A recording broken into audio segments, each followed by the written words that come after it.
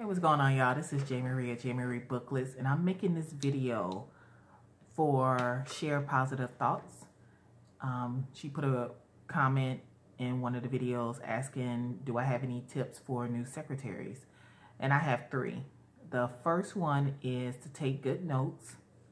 The second is to understand that there are a lot of personalities in the hospital.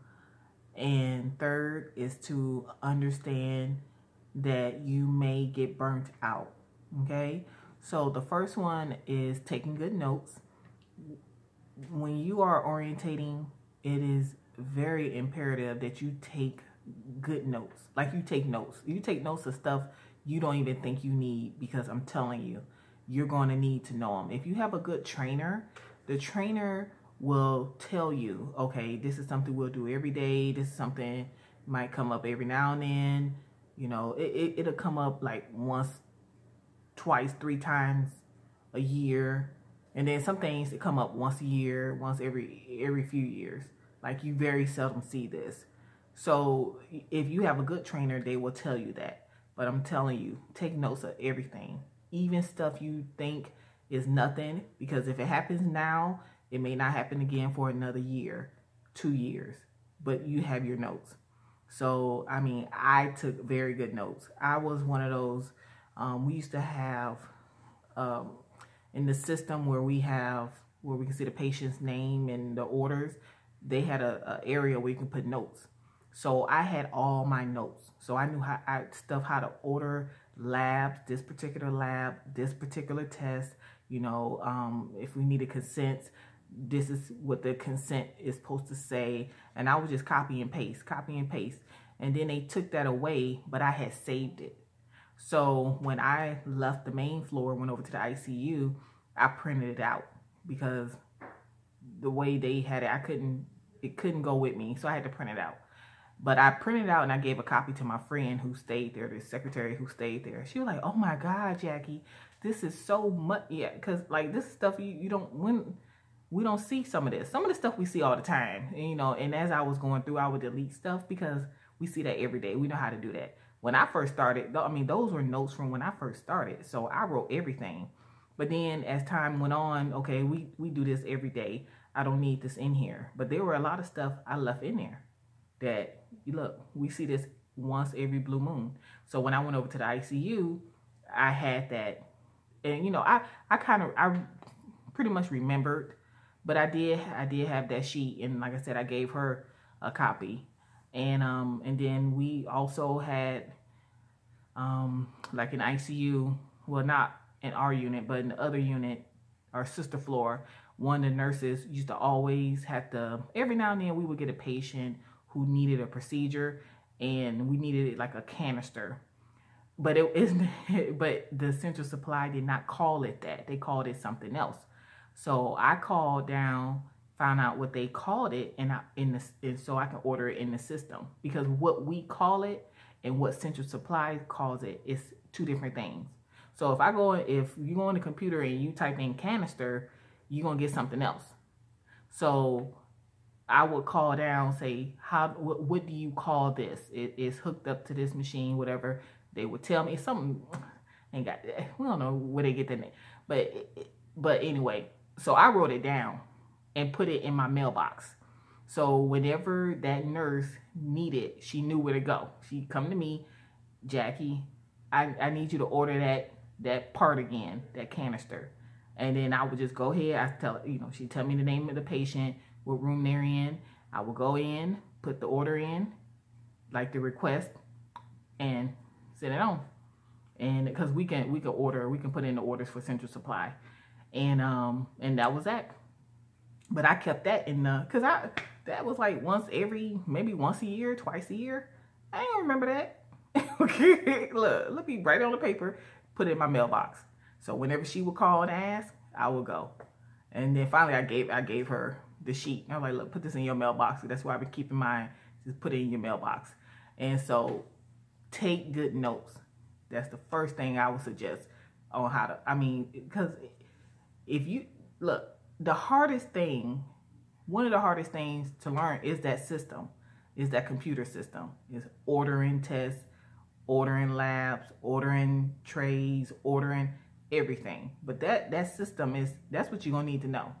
You can answer the phone. It's not hard to learn how to answer the phone.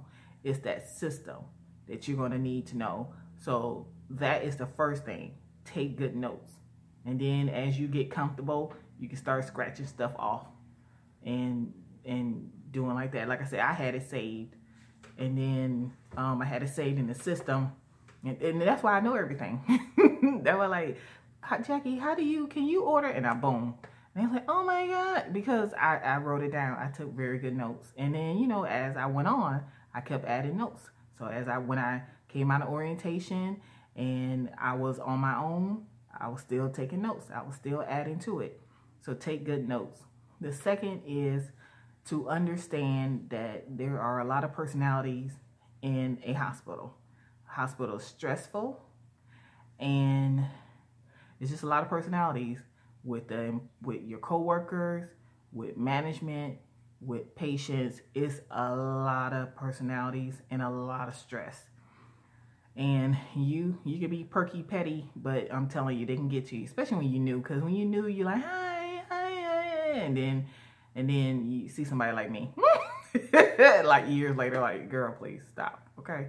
Because when you go in, you're like, and then it get to you, and you be like, why everybody so look, because it's personalities in there, and we're just used to it. Because you're like, hi, like everyone's like that when they start a job. You know, you're nervous and you want to make a good impression, and then 5 years later, you like me, you look like me. Just yeah. So just understand that there are personalities, and you know, it's a lot of stress in the hospital. And look, people, you got to learn how to walk away from situations. I had a lady. Well, I had two daughters. They were yelling, screaming. They were yelling at me, which I didn't understand because I ain't had nothing to do with it. But they were yelling and screaming at me. I just got up and went to the back. And then the charge nurse was like, well, why did you get up? They were, I'm like, it's a Saturday morning, like literally 7 o'clock in the morning. Why am I being yelled at about something that ain't had nothing to do with me? Because they weird. Because them girls was weird. They were weird. I'm like, I'm not gonna stand here and get yelled at. Okay, I'm not gonna argue. I'm not yelling and arguing back with them. I got up and went to the break room, and the charge nurse was standing there, and then she asked me why did I get up, because now they're mad. Now they're real mad. They want the nursing supervisor. I don't care. Okay, why are you yelling? Like, look, let me tell you what happened. So the father was having like brain surgery or something. He was having something done on his head. The daughter, he was already violent, but we're gonna let that go because he, you know, his brain. The daughters were weird. Okay, he had 3 daughters. They were all weird.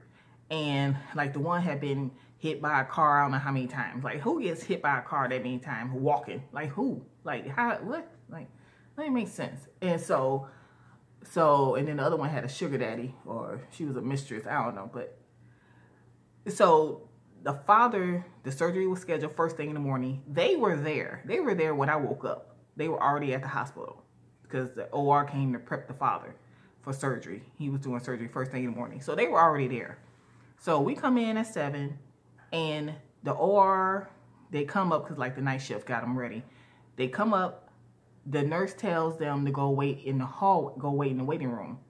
Well, while they're waiting in the waiting room, OR comes and takes them to OR. So then they finally come back and they were like, where's our father? And he went for surgery. They melted down. They melted down. They said the nurse told them to go wait in the waiting waiting room. And the nurse was like, no, I told you that he was leaving. You know, I don't know. But anyway, that's what he said. He said he didn't tell them that, but that's what they said. So they had a meltdown, screaming and carrying on. And they want to know, they looking at me, want to know why I didn't come and get them. I'm like, I didn't know. Okay? And they yelling and screaming, carrying on, because they didn't get a chance to say goodbye to him. Y'all were there when y'all been there before, when I was at home sleep. You were already at the hospital. So how do you, what? This too early. It's like 7.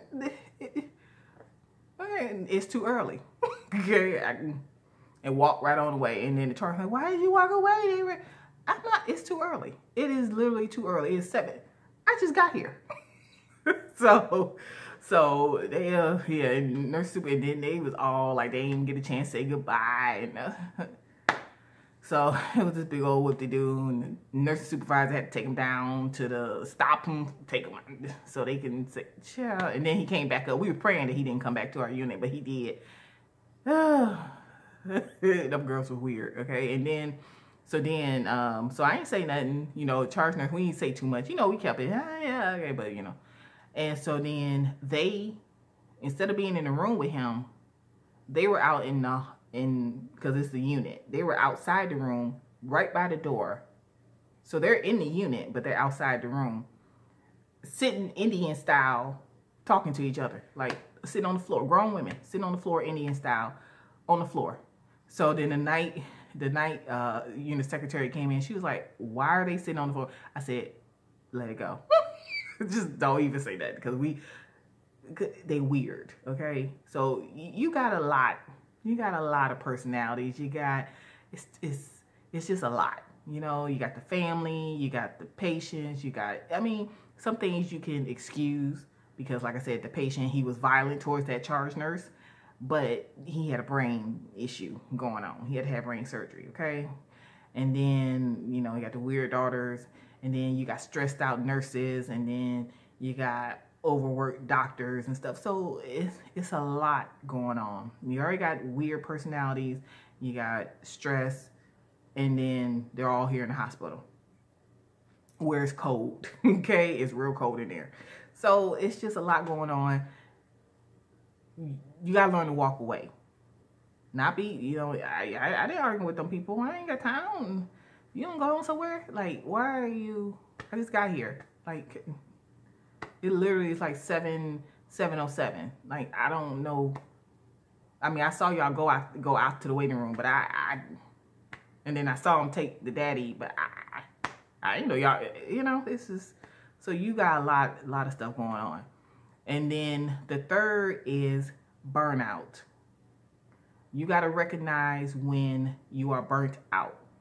A lot of people, because working in the hospital is stressful, but then the opportunity to do overtime is there.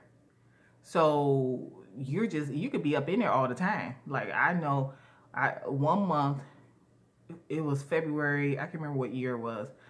I was in that hospital. I did 12, because I did 12-hour shifts. So, you know, 3 12s. I did 5 every week for a month. So instead of doing 5 8-hour shifts, I did 5 12-hour shifts every week, 4 weeks in a row for the month of February, because it was season. You know, we're down here in South Florida. It was season. The snowbirds were here. The hospitals was packed. I was up in there getting that money. But you can't do that all the time, because you get burnt out. You get straight up burnt out. And like doing a lot of overtime. So like with me, with my overtime, I would work my 3 1 week, and then the next week I would do an extra day. So each paycheck had an extra 12 hours. Now every now and then I would lose my mind, and you know, I think the most I ever did was like 8 in a row, because you don't even try to do 8 in a row. Like, you gotta split all that up.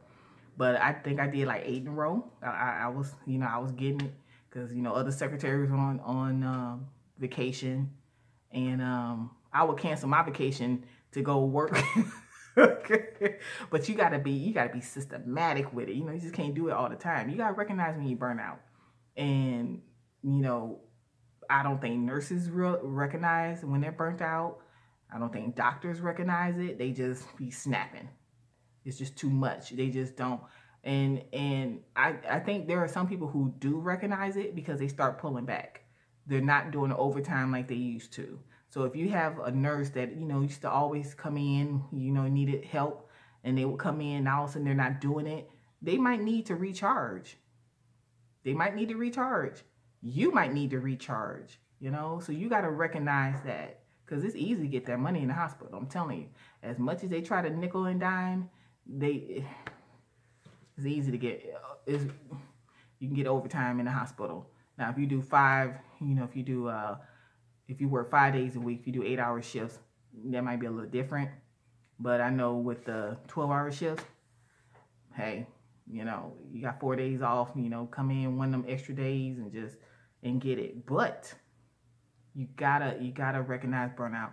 And then sometimes, you know, you might just need a sabbatical. So it's not so much, because I've dealt with I only been burnt out at one job, and that was a long time ago. I've never been burnt out at a hospital. But I have questioned myself. Am I burnt out? Because, you know, I know how to recognize the signs with me. Am I burnt out? And the answer is no. But I might need a sabbatical. I might need to take a break. So, you know, sometimes you just got to take a break instead of doing all that overtime. When they calling you to go in, you don't go in. It ain't nothing personal. You might just need to take a break. That's why I made a video about taking a vacation, because you got to... You're there to help because you want to help people who are sick and needy, but you got to take care of yourself too. And, you know, you gotta learn, you gotta recognize the burnout signs. Like I said, I've only been burnt out once in a job, but sometimes you might need to take a sabbatical. You just take a break. Sabbatical is a break. Most people, when they take sabbaticals, they take like a year off. I mean, you can't do all that, but the desire is there. Sometimes you just need that. So you need to take good notes. 3 things you need to know as a new secretary. You got to take good notes. You got to understand that there are a lot of personalities in the hospital with everybody.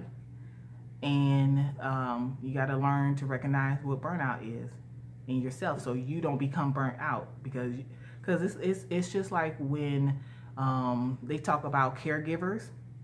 I mean, we're no different than caregivers, even though we're the secretaries. We're no different than caregivers. So if they have, you know, if you have someone who mother has Alzheimer's and they're taking care of their mother, you know, and then they get burnt out, it's one of those things you got to recognize. You understand? And you need to recognize it in yourself too. So, all right, that's all I got for you, and I'll talk to you later. Bye.